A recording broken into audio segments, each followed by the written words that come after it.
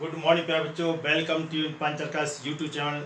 आप बच्चों कैसे होंगे? आप मस्त होंगे और अपने काम में व्यस्त होंगे। और हम चाहते हैं आपको कक्षा जो गर्मियों का मौसम है, इस गर्मियों के मौसम में आप भरपूर पढ़ाई का भी आनंद लें, शादी विवाह के साथ साथ पढ़ाई का भी आनंद लें। इसलिए हम आपको पढ़ाई कंटिन्यू रखेंगे और आपको कोर्स भी हम आगे बढ़ाते रहेंगे। आज हम आपको टॉपिक्स लेकर के आए हैं। अवतल दर्पण के लिए F=I/2 का निगमन कैसे करते हैं। ठीक है बच्चों, ये निगमन बोर्ड के लिए 10th क्लास में नहीं है, लेकिन तब पर ही आपकी नॉलेज के लिए, जिज्ञासा के लिए ये बताना हमारा जरूरी है। ठीक है, तो कैसे बनाते हैं रे डायग्राम जब देखते हैं बच्चों, कैसे इसका रे डायग्राम बनाया। देखें, आपने देखो अवतल दर्पण बनाया, ये है आपको अवतल दर्पण। ठीक है, और इसमें प्रकाश की हमने ये दर्पण बना दिया, पॉलिश कर दिया। और प्रकाश किरण कैसे होते हैं, ये आपका मुख अक्ष देखो, इसको कहते हैं बच्चों, क्या कहते हैं, पी मतलब होता है ध्रुव। क्या होता है बच्चों? ध्रुव कहलाता है। ठीक है, इसको पोल कहते हैं। और जो प्रकाश किरण लेते हैं कैसे लेते हैं? मुख अक्ष के समांतर लेते हैं। कैसे लेते हैं? और बच्चों मुख अक्ष के समांतर, समांतर किरणें आई हैं, और जो किरणें समांतर आती हैं वो हमेशा फोकस के पास करती हैं। जहां इसका फोकस होगा प्रकाश किरणें उसी स्थान से ही वापस जाती है। ठीक है, एफ है। यहाँ बच्चे इसका सी होगा, यहाँ कहीं इसका सी भी होगा, तो हमने सी दिखा दिया। अब सी से यदि उसको मिला क्यों जाते, उसका भी कारण बताते हैं आपको। देखें जरा, इसको ऐसे मिलाइए, इसको थोड़ा डॉट डॉट करके मिलाना पड़ेगा हमें।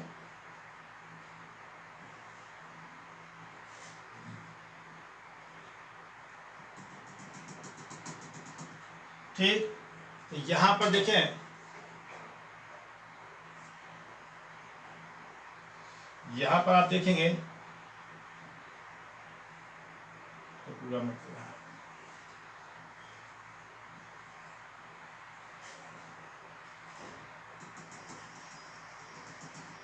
ठीक। अब देखो बेटा, आपका रे डायग्राम हमने बनाया, फिगर आपके सामने है। और देखिए कैसे रे डायग्राम बनाया, इसको भी आप देख सकते हैं। प्रकाश की किरण, ठीक है ना। तो देखिए रे डायग्राम आपके सामने है, कैसे बना रहे हैं आप खुद देखें इसको। यहाँ पर देखिए ए है बेटा आपतन कोण आई कहते हैं, इसको कहेंगे ए, इसको बी मान लिया, मिरर का नाम मान लिया एम। तो और आपका सी पी क्या, इसको कहते हैं बेटा मुख अक्ष, प्रिंसिपल एक्सिस, मुख्य अक्ष।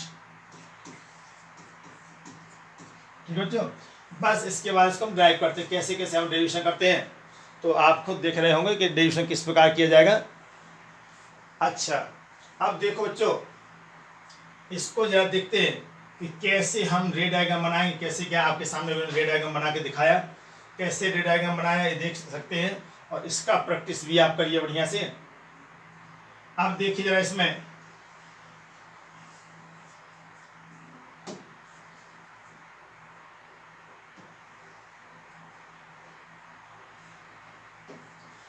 हाँ देखते कैसे डेरिवेशन। तो देखो बेटा, आपने भाषा में इसको क्या लिखा था है, कौन सी बेटा, ए बी कोई आतीतकरण है, माना कोई, भाषा में क्या लिखा देखिए, माना कोई अवतल दर्पण, अवतल दर्पण जिसकी फोकस दूरी कितनी बेटा, जिसकी वक्रता त्रिज्या, वक्रता त्रिज्या कितनी है बच्चों, आर है। ठीक है ना, तथा फोकस दूरी कुछ होगी, तथा फोकस दूरी, फोकस दूरी एफ है। और कोई किरण कितना बेटा, माना आपतित किरण, माना कैसी किरण है बेटा, आपतित किरण का नाम है ए बी। अवतल दर्पण कितने बेटा, अवतल दर्पण एम पर किसके बेटा, मुख्य अक्ष कहीं दिख रहा है आपको, मुख्य अक्ष के समानांतर आपतित, आपतित हो रही है, हो रही है। परावर्तन के पश्चात कहां से किरण जाएगी, परावर्तन के पश्चात, परावर्तन के पश्चात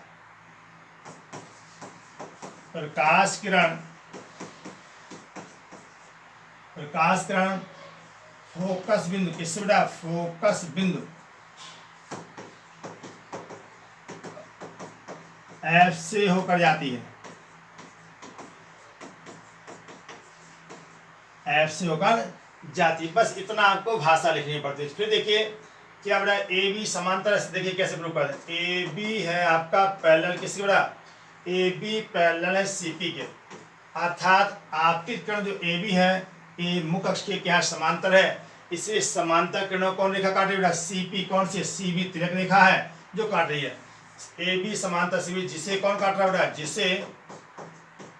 जिसे सी बी काटती है, सी बी काटती है। कैसे काट रही है आप देख सकते हैं, काटती है। जब सी बी काटेगी तो आप देखेंगे एकांतर कोण बराबर होते, कोण ए बी सी, कोण ए बी और सी।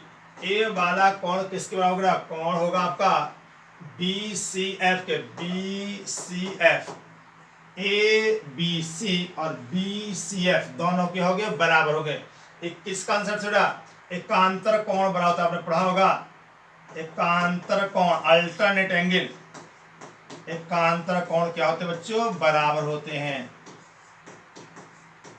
अल्टरनेट एंगल क्या होते हैं, इक्वल होते हैं। ये कंसेप्ट होता है, ये कक्षा आपकी छोटी क्लास में भी आपने पढ़ा होगा। चलिए तो देखिए अब इसके बाद ये हो गया। फिर दूसरा देखिए, आपने पढ़ा था कोण ए बी सी, चूंकि कोण ए बी सी जो आपको दिख रहा है कोण ए बी सी बराबर कोण कितना, कोण C B F, C B F. क्यों, क्योंकि परावर्तन के किसके नियम से, परावर्तन के नियम से,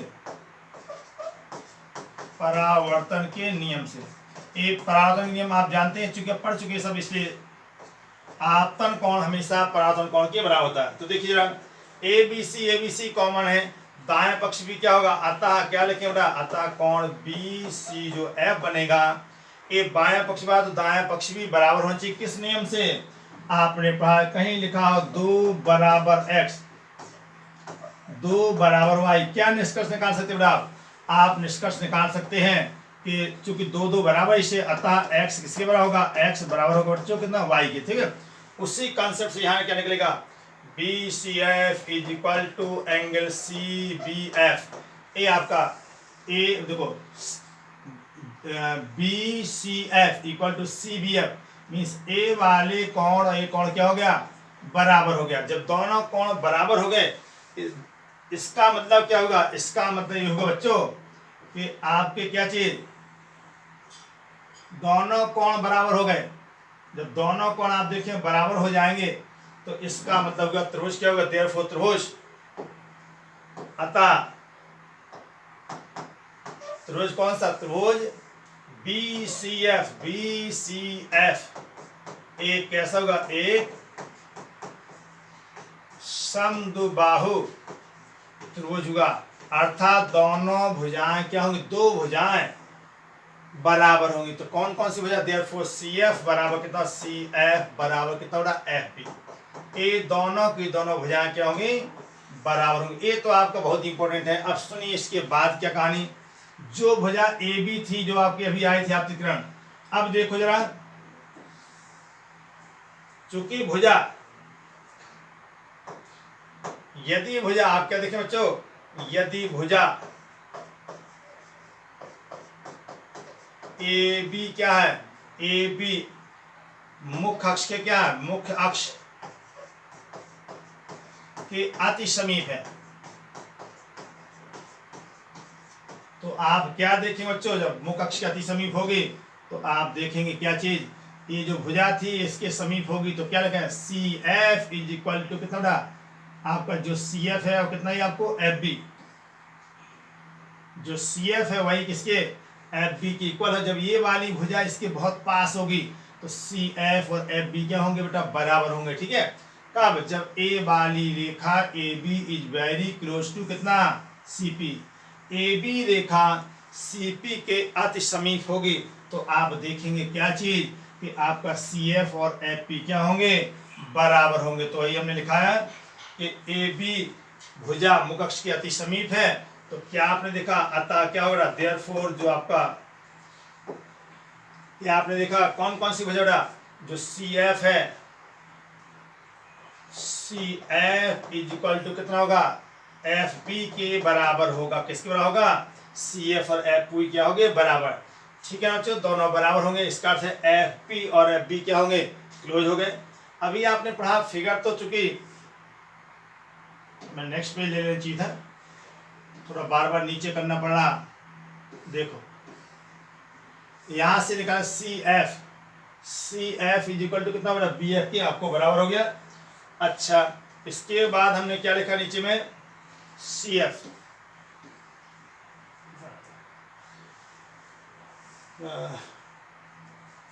क्लोन कैसे करते हैं,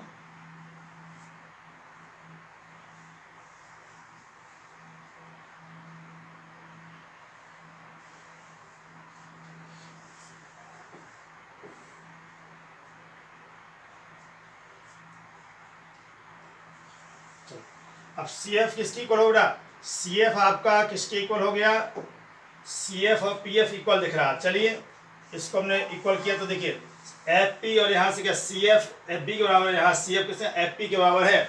तो आप देख सकते हैं क्या देयरफॉर क्या होगा बेटा, यहाँ से तो आगे बढ़ते हैं, आप लोग नीचे ही लिखेंगे। यहाँ पर बनेगा कितना बड़ा, C P is equal to कितना होगा, सी एफ प्लस कितना एफ पी। और सी एफ किसकी इक्वल है बेटा, सी एफ को आर मानते हैं क्योंकि सी एफ और एफ पी क्या देखा हमने, C F equal to F P बराबर है। तो सी एफ एफ पी बराबर, तो यहाँ लिखेंगे F P plus F P, और इसको लिखेंगे R equal to F plus F, इसको लिख सकते कितना बड़ा, 2f। देयरफॉर यहाँ से कितना आ जाएगा, यहाँ से आपको आ जाएगा therefore f is equal to कितना बच्चों आएगा, f is equal to R by two. ये आपका क्या हो गया, यहाँ से इसका निगमन प्राप्त हो जाएगा। तो ये निगमन आपके इंटर क्लासेज में है, लेकिन कुछ बच्चों की इच्छा होती है कि हम देखें आखिर आता कैसे, तो उन्हीं बच्चों के लिए है। आप देख सकते हैं तो ये क्वेश्चन बहुत टॉपिक्स बहुत ही इंपॉर्टेंट है, अच्छा भी टॉपिक्स है। एफ किसके बराबर होगा, चाहे उत्तल दर्पण हो चाहे बेटा अवतल दर्पण, दोनों ही परिस्थितियों में एफ किसके बराबर होगा, आर बाई टू के इक्वल होगा। ठीक बच्चों, अब आपको नुमेरिकल कराते इस पर, तो देखिए नुमेरिकल कैसे करेंगे, आपने देख ही लिया। नुमेरिकल देखो नए पेज हम ऐड करते हैं, और नुमेरिकल देखिए क्वेश्चन ऐसे मिलेंगे आपको। क्वेश्चन मिलेगा, कहता है अवतल दर्पण की फोकस दूरी कितनी दिया क्वेश्चन, फोकस दूरी क्या होगी, फोकस दूरी क्या होगी, जबकि वक्रता त्रिज्या कितनी बच्चों, वक्रता त्रिज्या 15 सेंटीमीटर है, 15 सेंटीमीटर, 20 से 30 लिख देगा। जबकि वक्रता त्रिज्या कितना बच्चों, ये आपको दिया क्वेश्चन में, वक्रता त्रिज्या आपको दिया गया कितना, 60 सेंटीमीटर है ये क्वेश्चन। तो देखिए सबसे पहले आपको जानना पड़ेगा कि देखो ये है आपका अवतल दर्पण, और अवतल दर्पण में हमने पीछे टॉपिक्स पढ़ाए थे क्लासों में भी, यहाँ पर फिर एक बार बताएंगे। दूरियां होती बच्चे, इसको तो पी कहते हैं, सभी दूरियां ध्रुव से नापी जाती हैं। इसका आर क्या होगा, यहाँ इसका सेंटर होगा, ए डिस्टेंस क्या कहलाती है, आर कहलाती है। तो देखिए यहीं से आपको निकल जाएगा, इसका फोकस यहाँ कहीं होगा। ठीक है, ये दूरियां चूंकि प्रकाश किरणें लेफ्ट से राइट डाली जाती हैं, तो इसका अर्थ है फोकस आपका क्या होगा, ऐसे एफ बनेगा और यहाँ कहीं सी होगा। ठीक है, अच्छा अब आप देखेंगे क्या रिलेशन, चूंकि देखिए चूंकि आपने पढ़ा F is equal to R by two, यहाँ पर जो वक्रता त्रिज्या होगी आप देखेंगे माइनस कितना 60 से दिया क्वेश्चन में अपॉन 2, तो यहाँ से एफ कितना आएगा माइनस 30 सेंटीमीटर। ये आपका बच्चों क्या हो गया, उत्तर हो गया। लिखे अर्थात अवतल दर्पण की फोकस दूरी क्या बनेगी बेटा, फोकस दूरी कितनी होगी, एफ बराबर होगी माइनस 30 सेंटीमीटर होगी। ठीक है, यहीं से आपके और भी क्वेश्चन बनते हैं। कहता है समतल दर्पण की फोकस दूरी क्या, बहुत अच्छा क्वेश्चन है। क्या बनेगा बेटा नेक्स्ट क्वेश्चन बनता है, ये क्वेश्चन आप देख ले पहले, बढ़िया नोट भी कर लें।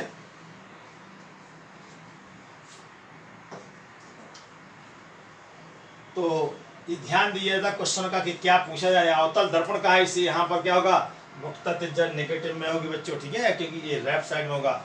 यदि उत्तर होता है यही, तो देखो बेटा ये बदल जाता, उत्तर यदि होता तो देखो चित्र ऐसे बनता, और और इसका सेंटर यहाँ कहीं होता, ये रेज इस साइड से डालते हैं आप, ठीक है, और आपको आर इस साइड में होगा कितना 60 सेमी।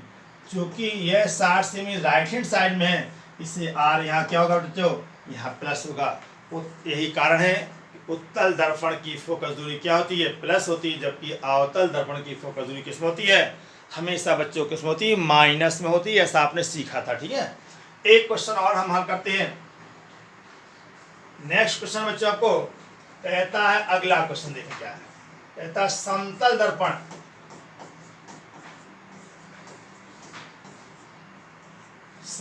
दर्पण की फोकस दूरी अक्सर पूछी जाती है, फोकस दूरी कितनी होगी, होती है। बहुविकल्पी क्वेश्चन रहता है, कहेगा कि जो है 50 सेमी लिखा रहेगा विकल्प में, दूसरा दिया 100 सेमी दिया रहेगा, चौथा दिया लिखा रहेगा अनंत रहेगी, और चौथे में रहेगा कोई नहीं।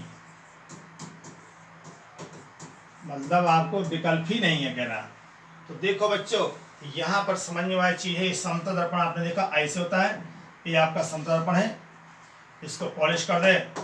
समतल दर्पण का पहले आपको देखा इसका केंद्र कहाँ पे होगा, जब तक केंद्रक नहीं पता, जब केंद्र नहीं पता होगा इसका, तब तक आप इसकी फोकस दूरी नहीं निकाल पाएंगे। तो देखो कभी भी आपको केंद्र निकालना बेटा, इसका कौन सा जानिए कैसे केंद्र निकालते हैं। इस पर कोई 3 पॉइंट मान लीजिए, क्या मान लें, एक पॉइंट यहाँ माना, एक यहाँ माना, एक पॉइंट यहाँ माना, किसी को इनके लंबार्धक कर दो। कैसे लंबार्धक करते हैं आप, जैसे कट्टम कट्टम यहाँ से चाप लगाएंगे, इधर बेटा लगाएंगे, इधर भी चाप लगाएंगे, यहाँ से चाप लगाएंगे, ऐसे लगाए ऐसे लगाए, ठीक है। इनको मिला दो, इसको भी मिलाओ, तो आपने क्या देखा, ये दोनों चाप कहाँ काटेंगे, अरे बाबा दोनों पैरेलल हो गए, पैरेलल हो गए तो कहाँ काटेंगे, एक काटेंगे अनंत पर। तो देखो बच्चों सोल्यूशन क्या होगा इसका, चूंकि अब देखो जब अनंत पर काटेंगे इसकी वक्रता त्रिज्या कितनी होगी, इनफाइनाइट। चूंकि समतल दर्पण की वक्रता त्रिज्या कितनी प्राप्त हुई बच्चों, वक्रता क्योंकि एक अनंत पे काटेंगे, अनंत काटेंगे इसका आर अनंत हो जाएगा, वक्रता त्रिज्या अनंत होती है, अनंत होती है, ठीक है। जब अनंत होगी अतः एफ कितना होगा, एफ बराबर होगा r/2, आर होगा इनफाइनाइट बटे 2 बराबर इनफाइनाइट। अतः क्या निकल गया बेटा, समतल दर्पण की